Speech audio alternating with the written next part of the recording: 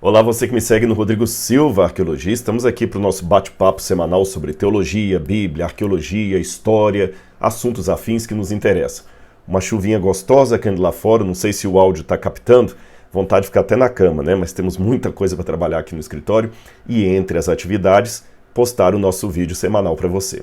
Aliás, se você ainda não é inscrito no canal, se inscreva. Eu já mencionei em vídeos passados que há muitas pessoas que até assistem o que a gente posta aqui, mas não são inscritos no canal, cerca de 40%. Então, significa que a gente pode ter um número maior de inscritos. Então, se inscreva se você gosta desse conteúdo, ative o sininho de notificações, avise para os seus amigos. E uma coisa importante também. Se você quer conhecer mais a Bíblia, eu vou deixar aqui na bio o meu convite para você participar do curso A Bíblia Comentada com Rodrigo Silva. É só clicar ali, fazer a sua inscrição e eu aguardo você. Toda quarta-feira às 20 horas tem aula inédita. Rodrigo, eu não vou me inscrever porque quarta-feira às 20 horas eu tenho aula, eu trabalho, eu chego cansado. Não tem problema, as aulas são gravadas e ficam ali na plataforma, você pode assistir quantas vezes quiser e quando quiser, tá bom? A Bíblia toda comentada, nós já estamos ainda no livro do Gênesis, está começando, tá certo, pessoal? Bom, no vídeo de hoje, eu iria, a princípio, como anunciei na semana passada, fazer um vídeo sobre aquele texto problemático em que Deus manda matar entre os amalequitas crianças, mulheres, crianças de peito, quer dizer, bebês recém-nascidos, mas eu mudei de ideia. Eu deixei esse texto para a semana que vem, tá bom? E hoje resolvi tratar de um outro assunto, que é um assunto recorrente, que alguns amigos já me pediram para falar sobre ele, e agora parece que ele está mais forte devido ao relaxamento de algumas regras pós-pandêmicas. Alguns estados já estão liberando o uso de máscaras em lugares abertos, parece que já estão flexibilizando um pouco mais o distanciamento social. Então, uma época em que as igrejas começam a voltar a se reunir de maneira mais eficaz. Porém, muitos estão recebendo, até de membros de alguns grupos, algum tipo de embasamento bíblico para justificar a ideia de que não precisamos ir a uma igreja física, que, aliás, a igreja física nem tem sentido ali no Novo Testamento, ou quando, no máximo, é uma igreja doméstica, é uma igreja do lar. De fato, no Novo Testamento, quando usa a palavra igreja, em momento algum do Novo Testamento, igreja é aquele estilo capela, se eu pensar no estilo católico, com uma cruz lá em cima, ou a igreja tradicional no sentido protestante da palavra, tá certo? Realmente, aquela igreja de alvenaria que você fala hoje aí, né? Vamos à igrejinha, né? Esta é a igrejinha, vejam só a sua torrezinha. Tem uma musiquinha mais ou menos assim, né? Não era assim realmente a igreja do Novo Testamento. Quando nós lemos algumas passagens aqui, Atos, por exemplo, capítulo 2, versículo 46, diz aqui: diariamente, os discípulos perseveravam unânimes no templo e partiam o pão de casa em casa e tomavam suas refeições com alegria e singeleza de coração, louvando a Deus e contando com a simpatia de todo o povo. Enquanto isto, o Senhor lhes acrescentava dia a dia os que iam sendo salvos. Também em Atos capítulo 5, verso 42, nós temos novamente essa mesma apresentação, esta mesma constituição da igreja. Diz assim: todos os dias no templo e de casa em casa não cessavam de ensinar e de pregar que Jesus é o Cristo. Quando eu vou também nas cartas de Paulo, isso fica ainda mais claro. Eu poderia ler várias passagens, viu, pessoal? Estou lendo só umas 3 aqui à guisa de ilustração. Por exemplo, aqui em Romanos capítulo 6, capítulo 16, versículo 5, o término da carta de Paulo diz assim: saúdem igualmente a igreja que se reúne na casa deles. Saúdem meu querido Epíneto, primeiro fruto da fé em Cristo na província da Ásia. Então ele fala assim: saúdem a igreja que se reúne na casa deles. Tem outras passagens que falam o seguinte: a igreja que se reúne na casa de fulano. Então a igreja sempre era, do ponto de vista do Novo Testamento, uma reunião doméstica, em casa.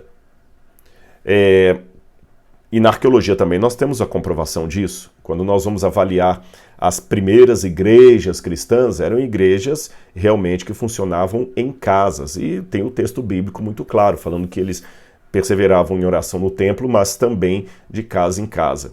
Então muitos hoje estão tomando esses textos e estão relativizando a necessidade de nós frequentarmos uma igreja física de maneira formal, culto, botar a roupa de manhã, no sábado para quem é adventista ou batista do sétimo dia, ou qualquer igreja cristã que guarda o sábado, ou no domingo para quem é presbiteriano, Assembleia de Deus, pentecostal, ir para a escola dominical ali. Muitos estão questionando esse formato.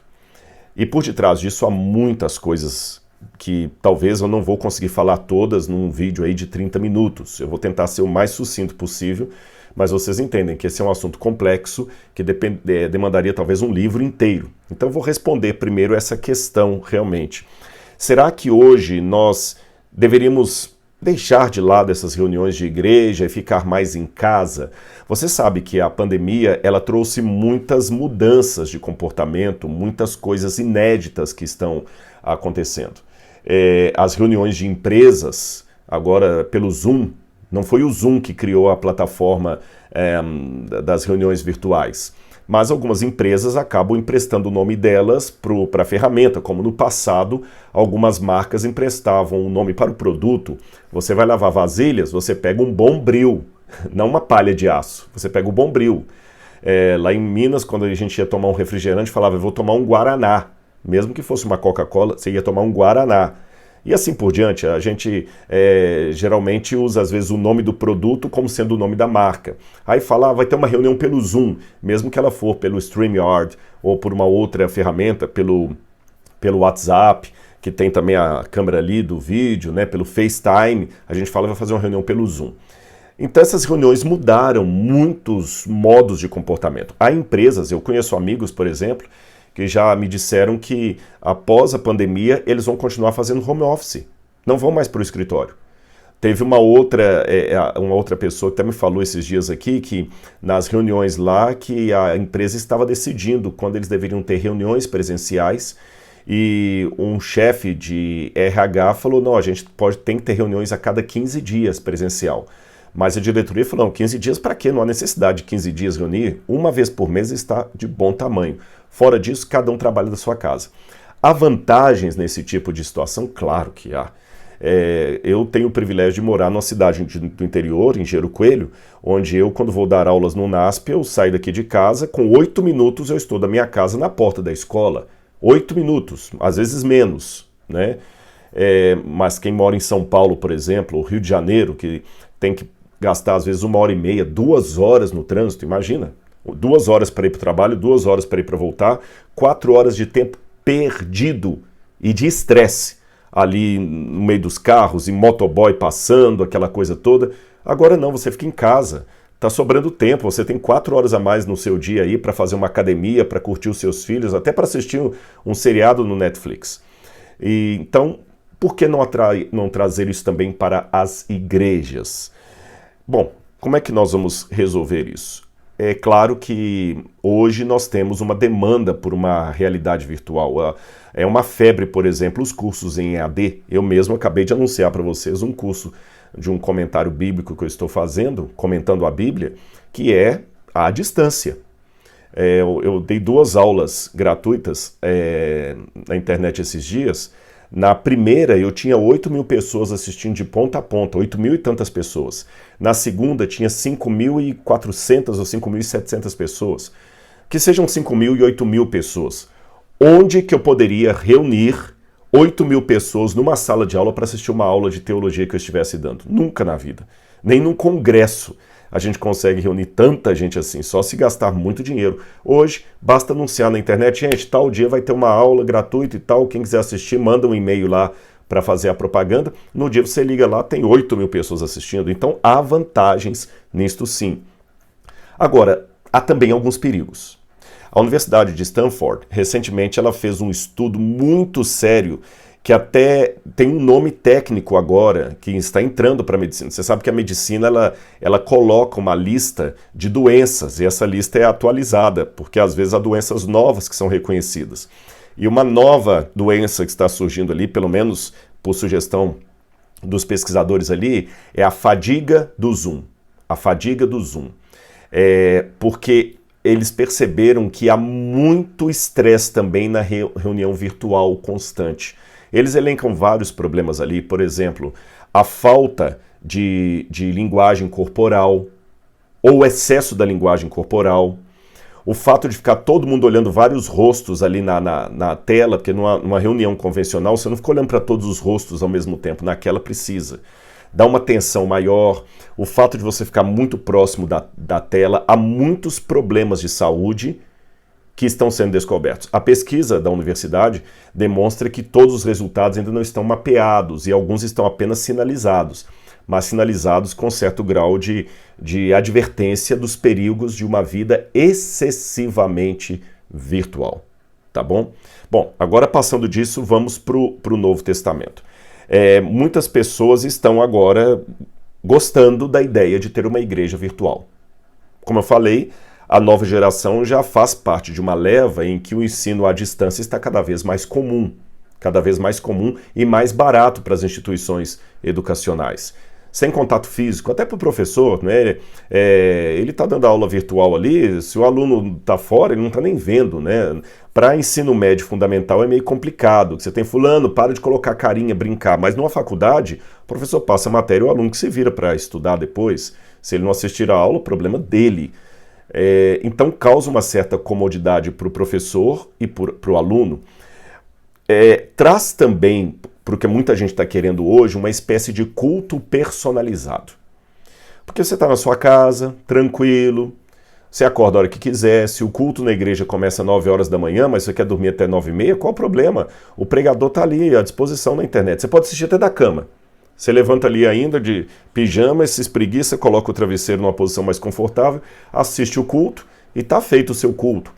Outra vantagem, você vai para a igreja, você não tem controle sobre quem vai pregar e sobre o que você vai ouvir. E às vezes quem está pregando é aquele pastor idoso, que tem uma linguagem mais arrastada, ou um irmão leigo que não tem tanto conhecimento profundo na Bíblia. Na internet não, na internet você pega os melhores pregadores, né? Se você é um presbiteriano e só quer ouvir Augustus Nicodemos, poxa, Augustus Nicodemos, tá aí, olha. Se você fala inglês e quer ouvir um grande pregador americano, até um sermão antigo de Billy Graham, você liga lá, se tem sermões de Billy Graham na internet, você pega os grandes pregadores do Brasil aí, hoje eu quero assistir fulano, amanhã Beltrano, quer dizer, tranquilo, você sempre vai ter um sermão maravilhoso. E se você não gostar muito, é só parar de assistir ali e voltar a dormir, ou mudar de canal, ou seja, é muito customizada essa religião. E você não tem assim aquela situação chata de alguém ficar olhando a roupa que você está usando, você ficar olhando a roupa do outro, uma criança que às vezes dá um trabalho, chora, essa coisa toda, né? Como é que a gente responde a tudo isso aí? Pessoal, hoje nós estamos vendo um fenômeno, eu até li um artigo esses dias da Ultimato, antes da pandemia, eles calculavam no Brasil mais de 10 milhões de crentes, não estou falando católicos agora, protestantes e evangélicos. Se for pegar católicos, esse número é muito maior, porque tem o famoso católico de IBGE, aquele que fala, eu sou católico, apostólico romano, mas ele não vai à missa, ele não frequenta a igreja nenhuma, ele não comunga, não participa dos sacramentos, mas se diz católico. Mas tem também aquele evangélico de IBGE agora, que fala, eu sou evangélico, mas eu não estou filiado a igreja nenhuma. E esses somavam, segundo a pesquisa da revista Ultimato, mais de 10 milhões antes da pandemia.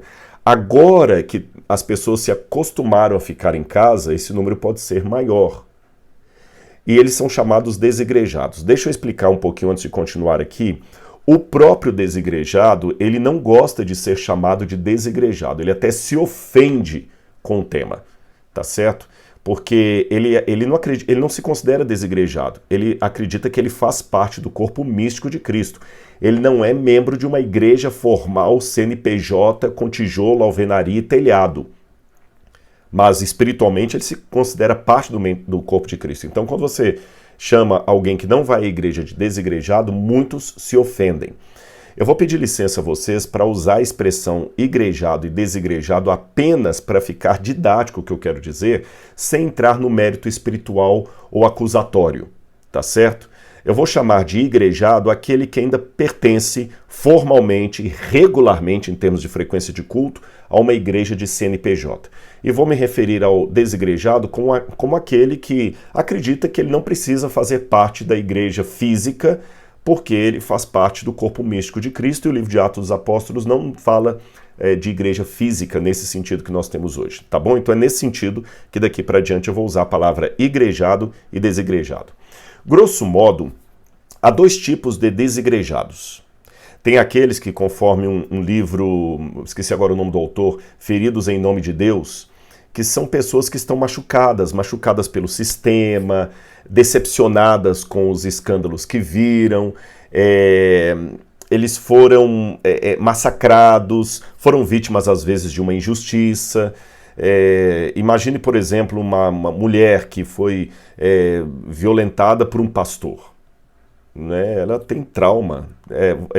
Imagina uma pessoa com burnout em relação à associação que ele trabalhou. Um funcionário da igreja, um obreiro. Você sabe que uma das características do burnout, que se você não conhece o burnout, pesquise na internet, é uma coisa terrível. Dizem alguns que nem tem cura, eu não sei.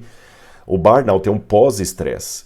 É uma situação tão grande que, por exemplo, se você pegar um burnout em relação à empresa que você trabalha, o simples fato do slogan daquela empresa ou do logo da empresa ser mostrado para você, você começa a suar frio e ter quase uma síndrome de pânico semelhante a alguém que tem um trauma muito forte.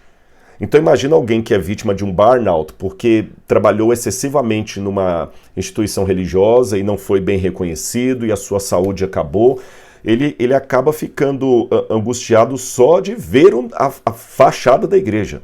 Então tem esses que foram feridos em nome de Deus. Tem um outro grupo de desigrejados que são aqueles críticos do sistema. Ele critica mesmo, ele detona. Geralmente há momentos em que os vitimados em nome de Deus e os críticos do sistema têm um discurso muito parecido, quase uniforme, mas há momentos que eles se distinguem. Os críticos do sistema acentuam mais que devemos ter uma religião espiritual, não uma religião voltada ao sistema, à igreja apostatada, etc, etc. O perigo de ambos os grupos é que aquele ferido em nome de Deus, mesmo que não admita, ele pode às vezes tender ao vitimismo. E eu falei isso esses dias numa entrevista que eu dei na TV. Todas as vezes que eu pego o meu trauma para ser o assento do discurso que eu estou fazendo, principalmente em questões sociais, eu não estou buscando justiça social, eu estou buscando muitas vezes vingança. Então é perigoso a gente usar o nosso trauma para poder dar o tom da música que eu vou cantar em relação àquela temática. Vocês entenderam? Quando o meu trauma direciona o meu discurso, eu não busco a justiça, eu busco vingança, e aí é perigoso. Então, os feridos em nome de Deus, eles podem tender ao vitimismo. Tomar a parte pelo todo, nenhum pastor presta, nenhum irmão de igreja presta, a igreja toda me abandonou, quando isso não é verdade. E os críticos do sistema tendem à síndrome de Messias. Eles acham que só eles têm a verdade, só eles têm a narrativa correta, e quem discorda deles está sacrificando mais um mártir da causa de Deus. É uma síndrome de messianismo. As características geralmente desses dois grupos é que eles não suportam os erros e escândalos da igreja. Eles não acreditam mais naquilo que chamam de sistema. E para eles, aqueles que continuam na forma tradicional são anestesiados, acomodados ou vendidos ao sistema. Vez ou outra aparece alguém me criticando na internet falando o seguinte: esse Rodrigo Silva, não liga porque ele está falando, não, ele é mais um vendido ao sistema. Né? O sistema paga muito bem a ele para poder defender o sistema. Se soubessem. O sistema paga muito bem. O salário ele é maravilhoso. Parece que eu tenho assim, uma piscina no fundo da minha casa com um submarino particular, um heliponto aqui em cima e um carro de luxo para me levar para qualquer lugar nos hotéis sempre mais caros do mundo. Né? A impressão que passa é essa. Ele traz muito dinheiro para o sistema o mantém. Alguns desses dois grupos aí até às vezes visitam uma igreja quando dá saudade, mas vão a várias igrejas diferentes. Tendem geralmente a um sincretismo, não filiam a muito culto, amam shows religiosos, se alimentam nos cultos de internet, institucionalizam indivíduos. Essa é uma outra característica desse grupo. Eles institucionalizam indivíduos, seja para criticar, seja para defender. Por exemplo, se ele gosta do pregador, vou inventar um nome aqui, Noraldino de Jesus. Vamos supor que Noraldino de Jesus é um pregador famoso, ele ama esse pregador. E onde esse pregador for, ele vai, e ele consome tudo que esse pregador põe na internet. Tudo. Outros já pensam o seguinte: o Noraldino de Jesus, se ele discorda, se o Noraldino de Jesus tem um erro, uma queda, é apanhado num roubo, olha, tá vendo? O sistema não presta. O sistema agora é o Noraldino de Jesus. Ou seja, o que o Noraldino de Jesus pecou, o sistema todo pecou com ele. Muitos desse grupo de desigrejados não se sentem afastados, eles se sentem apenas cristãos avulsos. Eu não sou afastado, como eu falei no início, né? E eles sugerem uma nova eclesiologia, com frases do tipo: a igreja sou eu. Você já deve ter ouvido isso aí na internet. A igreja não é religião. Jesus não fundou igreja. Jesus não fundou religião. E aí vai. Bom, o que eu posso dizer disso à luz do Novo Testamento? E é lógico que os igrejados é aqueles que continuam na comunhão da igreja que têm problemas também. Mas como aqui eu estou respondendo a essa questão, se devemos ou não? Porque alguém pode perguntar aqui: Rodrigo, você só colocou as características dos desigrejados, por que não colocou também a crítica e a característica dos igrejados? Por uma única razão. Eu não vou ficar 2 horas falando aqui. E o meu objetivo aqui é responder à problemática se devemos ou não voltar a participar regularmente de uma igreja, instituição CNPJ. Os igrejados já estão nessa instituição. Mas fiquem tranquilos, um dia eu vou fazer um sermão só para eles. Eu não acho que agora a gente pode demonizar um grupo achando que o outro está tudo bem, meus irmãos. Fiquem tranquilos, eu estou bem lúcido em relação a isso. É só você pegar uma pregação... Perdão. É só você pegar uma pregação minha que eu faço sobre Lucas capítulo 15, que eu mostro que Jesus conta primeiro uma parábola da ovelha perdida, fora do aprisco, da moeda perdida dentro de casa, e de 2 filhos perdidos, um dentro, outro fora. O filho pródigo é aquele que está perdido fora. O mais velho é o perdido dentro de casa. Da mesma maneira, há muitos desigrejados que estão perdidos fora da igreja. E há muitos igrejados que estão perdidos dentro dela. Eu não perdi essa consciência. Fiquem tranquilos em relação a isso. Mas vamos ao Novo Testamento. De fato, eu tenho que admitir que no Novo Testamento a igreja não é CNPJ, não é aquele templo que nós imaginamos. Mas também não é correto dizer que à luz do Novo Testamento a igreja sou eu. Sabe por quê? Por uma única razão. A palavra igreja no Novo Testamento, eclesia, é uma palavra coletiva. Coletiva. Então, em termos de gramática do Novo Testamento, de língua grega do Novo Testamento, chamar igreja de indivíduo é tão errado quanto dizer a colmeia é a abelha. Não, a colmeia não é a abelha. A colmeia é um coletivo de abelhas. A alcateia é o lobo. Não, a alcateia é o coletivo de lobos. Lobo sozinho não é alcateia. Andorinha sozinha não faz verão, conhece? A abelha sozinha não é colmeia. Então você sozinho não é igreja. Igreja é um coletivo de pessoas. E por que no Novo Testamento não havia capelas como nós temos hoje? Por uma razão muito simples. Eles eram proibidos. Vamos começar por etapas. Muita gente pega o livro de Atos dos Apóstolos com esse monte de referência às igrejas e pensa que o livro de Atos dos Apóstolos seria uma espécie de manual para a igreja de hoje. Peter Wagner é um dos que falam assim, o livro de Atos é um manual para a igreja de hoje, um manual de evangelismo. Não, irmãos. O livro de Atos é apenas uma história da igreja cristã primitiva. Aí você fala: Rodrigo, mas se é a história, a gente tem que imitar a igreja cristã primitiva. Não necessariamente. Porque a igreja cristã primitiva ela estava dentro de um contexto histórico que eu tenho que respeitar. Se não, quer ver? Se é para imitar ao pé da letra toda a ação missionária da igreja cristã primitiva, então nós estamos completamente errados, que nós temos que fazer como Paulo. Todo sábado ir para uma sinagoga judaica, pregar de Jesus ali, depois fazer sair daquela sinagoga levando um pouco de judeus com a gente, que era isso que Paulo fazia. Paulo começava pregando sempre de sinagoga em sinagoga. A sinagoga não é a nossa prioridade hoje. Percebem? Então temos que tomar cuidado com isso. A igreja de Atos também cometeu muitos erros. A gente vê ali no início de Atos uma negligência que houve às viúvas. Mesmo na briga de Paulo ali, questão dos gentios, houve erros também. Então o livro de Atos é uma história da igreja, não é um manual da igreja. É lógico que há situações da igreja cristã primitiva que são normativas para nós hoje, mas não tomar assim 6 por meia dúzia. Por que os judeus, os cristãos, até foi bom ter cometido esse erro, os cristãos judeus começam no templo e de casa em casa? Por algumas razões muito simples. Em primeiro lugar, os primeiros convertidos ao cristianismo não se converteram à nova religião.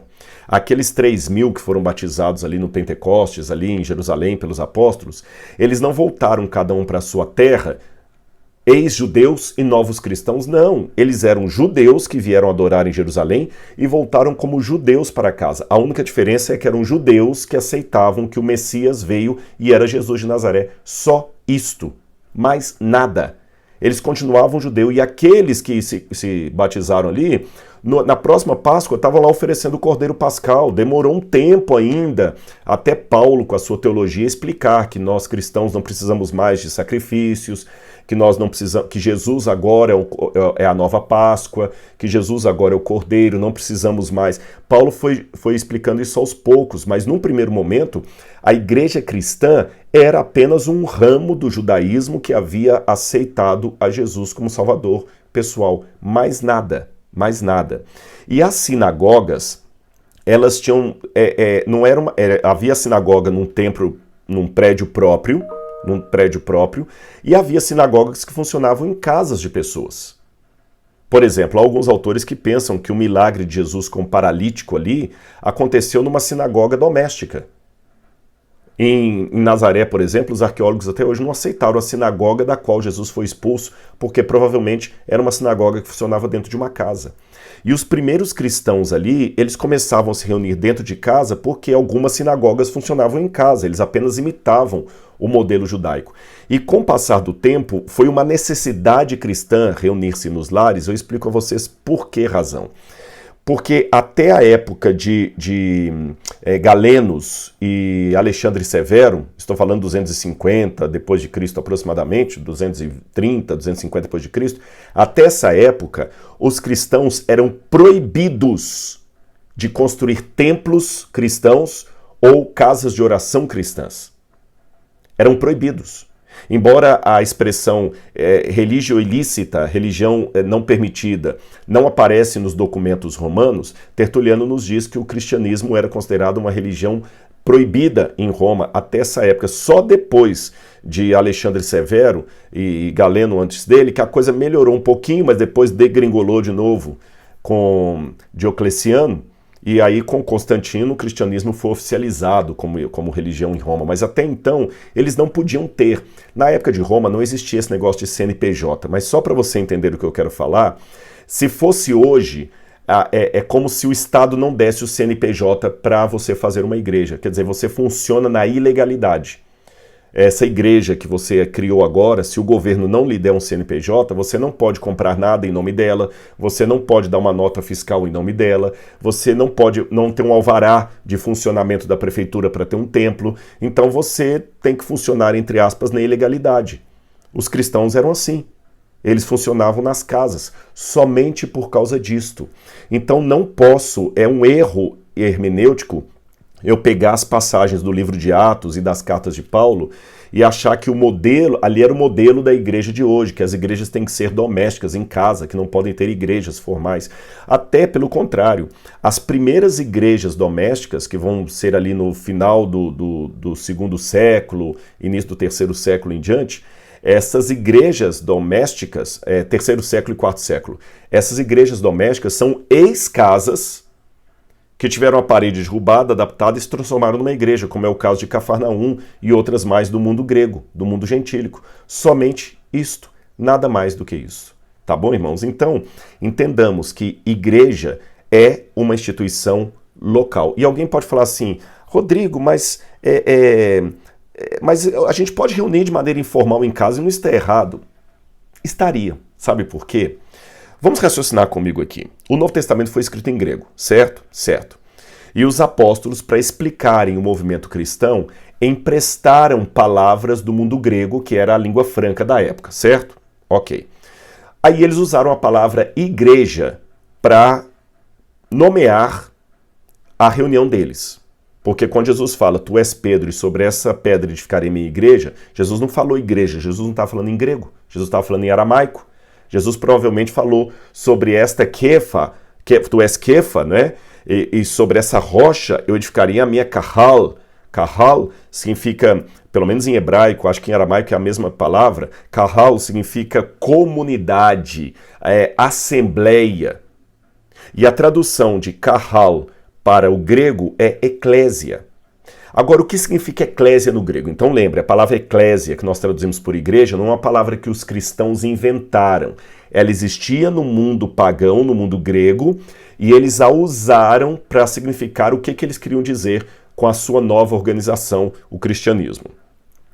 A palavra eclésia, eu estou até aqui aberto o meu computador, no dicionário, ekkalel, chamado para fora, esse é o sentido etimológico de igreja, ekkalel, chamado para fora, só que a palavra igreja no mundo grego significa uma convocação, uma reunião, uma assembleia, por isso que é chamado para fora, da democracia de Atenas. E essa convocação podia chegar até a ter 6 mil pessoas, mas não era uma convocação qualquer. Quando você lê toda a literatura grega, a palavra igreja envolvia regras. Para ser membro da igreja e poder atender à convocação, você tinha que ter pagamento de taxas, havia uma hierarquia, havia agenda de reuniões, havia uma assembleia soberana que decidia sobre os demais, ela é chamada de Kyria Ecclesia, e todo mundo se submetia à assembleia, havia uma organização da reunião para começar, acabar, quem podia falar, quem não podia falar, ou seja, era um sistema organizado, não era informal. Se os discípulos quisessem dar para o movimento cristão a ideia de uma liturgia informal, como muitos hoje querem apresentar, eles chamariam o movimento com outras palavras no grego. Eles podiam chamar as reuniões cristãs de, deipnon, que é ceia, deipnon, a skolion, podiam chamar de hinomosiai, que são reuniões informais, retaireai, que também são reuniões diferentes, bulê, que seria uma comissão. Havia várias palavras, simpósium, uma comida entre amigos, simpósium.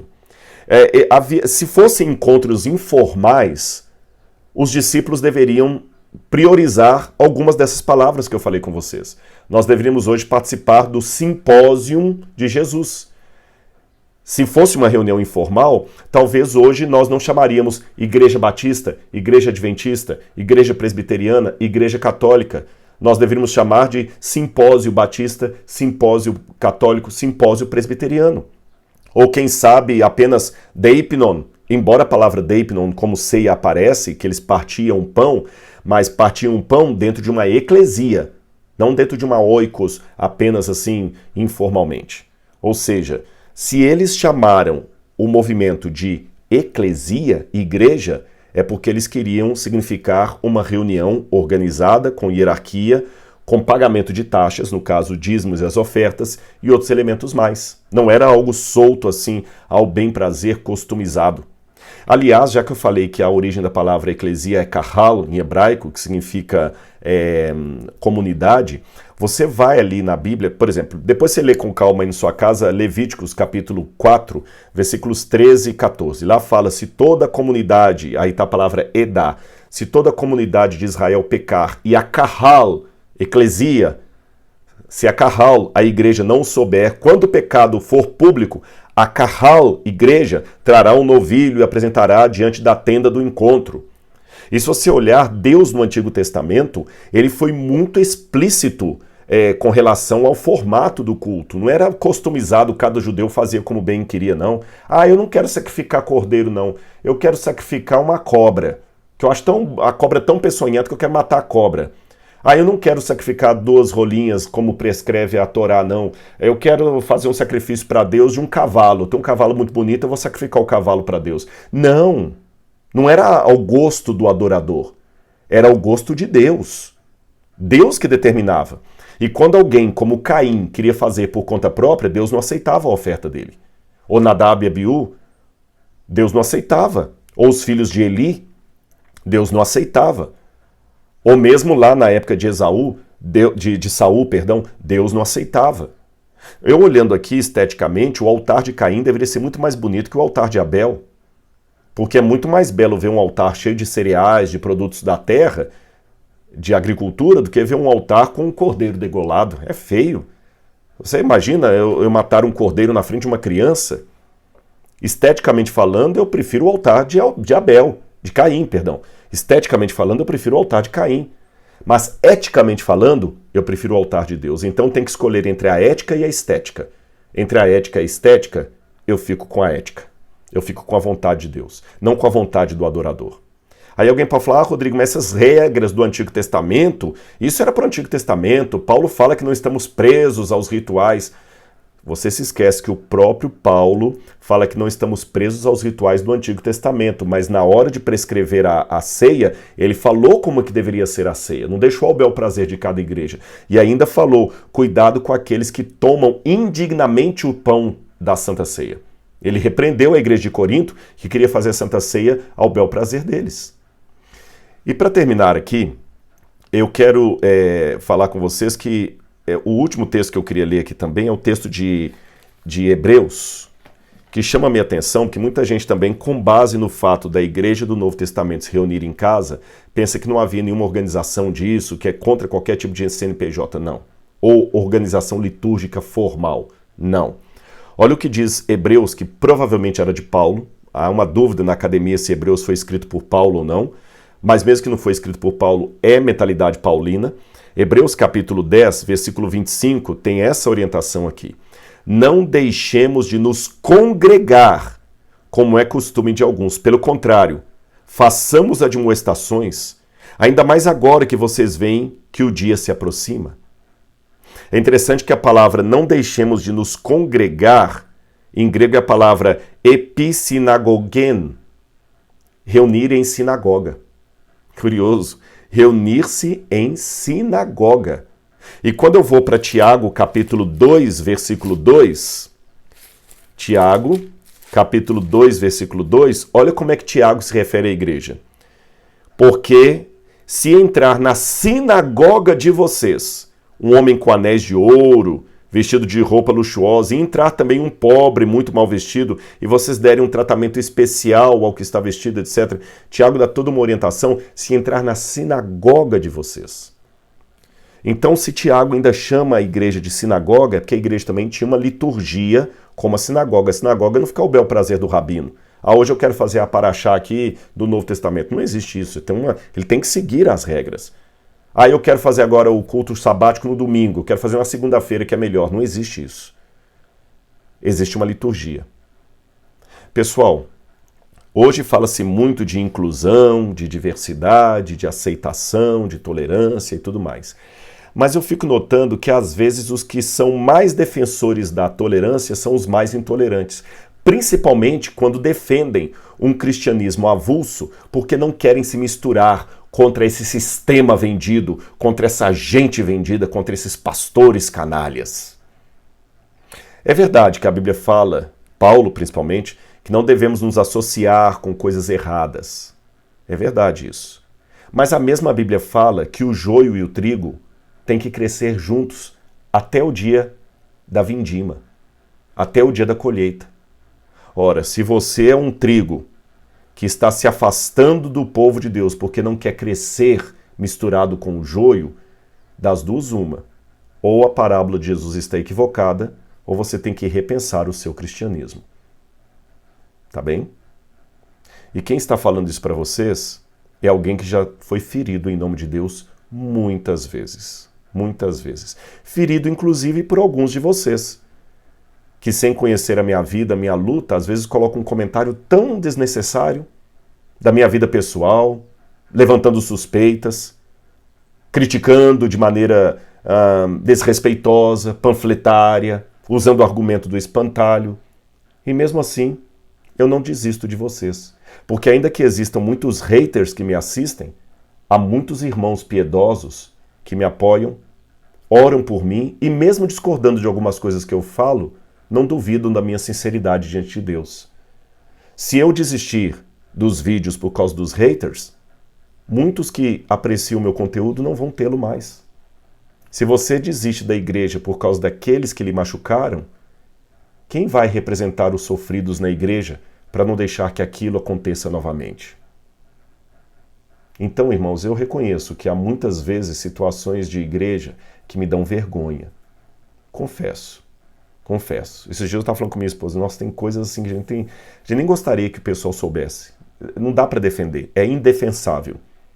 Mas ao mesmo tempo que eu penso isso, eu também pergunto, se 99,9% da igreja adventista fosse Rodrigo Silva, ela estaria melhor ou pior do que está hoje? Ou estaria a mesma coisa? E não dá para fazer nenhuma crítica sem responder com honestidade a esta última pergunta. Algo a se pensar. Volta para a igreja. Sinta cheiro de ovelha. Tá certo? A internet pode trazer muitas facilidades e eu a uso para pregar, mas nunca para substituir. Use a internet como uma ferramenta a mais, mas não como uma substituição àquele cheiro de ovelha. Eu sei, às vezes o cheiro de ovelha fede. Os animais também fediam dentro da arca, mas não eram só os animais. Noé, que era o homem justo diante de Deus e seus filhos, e suas esposas, também fediam, porque eles estavam meses na arca sem tomar banho.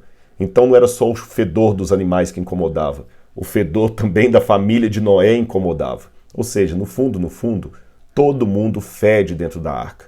Mas nós suportamos o mau cheiro interno por causa do dilúvio que está lá fora. Algo a se pensar. Que Deus abençoe você. Um grande abraço. Tchau, tchau.